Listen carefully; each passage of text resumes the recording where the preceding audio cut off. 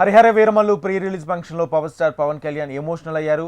శిల్పకళా వేదికలో జరిగిన ఈవెంట్లో ఆయన మాట్లాడుతూ అభిమానులు లేకపోతే నేను లేనన్నారు.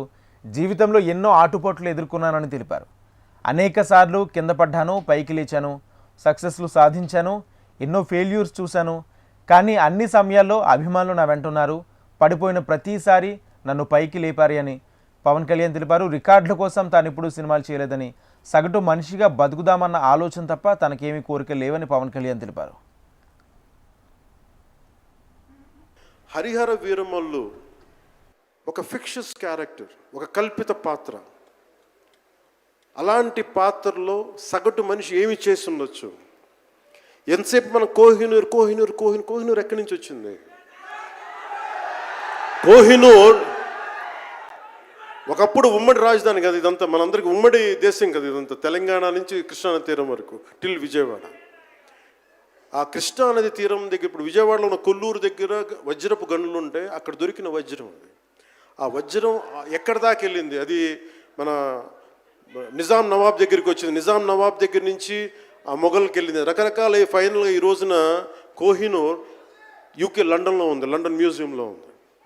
సో దాన్ని దృష్టిలో పెట్టుకొని నాకు కృషి గారు కథ చెప్పినప్పుడు ఇంట్రెస్టింగ్ అనిపించింది. Then we did the story, then cinema చేశాం. ఈ సినిమా మేకింగ్ ప్రాసెస్లో చాలా నలిగాం. ఇలాంటివన్నీ నలిగిన తర్వాత ఒకటే ఏంటంటే, ఈ సినిమాలో ఇది ఎన్ని రికార్డులు చేస్తా నేను చెప్పలేను, ఎందుకంటే ఎంత కలెక్షన్ చేస్తానో నేను చెప్పలేను. ఎందుకంటే నేను ఎప్పుడు కూడా ఈ రోజుకి చెప్తున్నాను, we did our best efforts better. అంటే మీరు అంటారు కదా, మీకోసం కొంచెం కాలు కూడా కదిల్చాను డ్యాన్సుల కోసం. అలాగే నేను చాలా సంవత్సరాలు అయిపోయింది. ఎంతసేపు పొలిటికల్ ప్రాసెస్లోకి వెళ్ళిపోయి రియల్ లైఫ్ గుండాలను ఎదుర్కొన్నాను, రియల్ లైఫ్ రౌడీలను ఎదుర్కొన్నాను. కానీ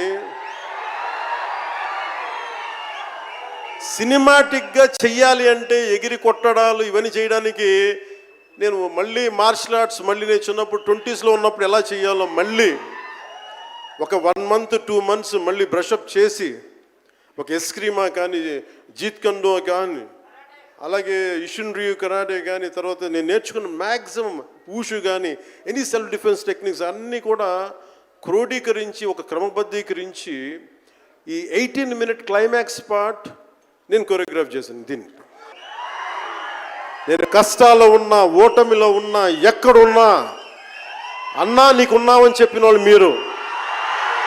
మనల్ని ఎవడన్నా ఆపేదని ముందుకొచ్చింది మీరు. మీకు ప్రతి ఒక్కరికి పేరు పేరున ఈ గుండె ఎవరి కోసం కొట్టుకోదు, మీకోసం కొట్టుకుంటుంది, మీ కష్టాల కోసం కొట్టుకుంటుంది. మళ్ళీ విశాఖపట్నంలో కలుసుకుందాం. టిల్ దెన్, జై భారత్, జై హింద్.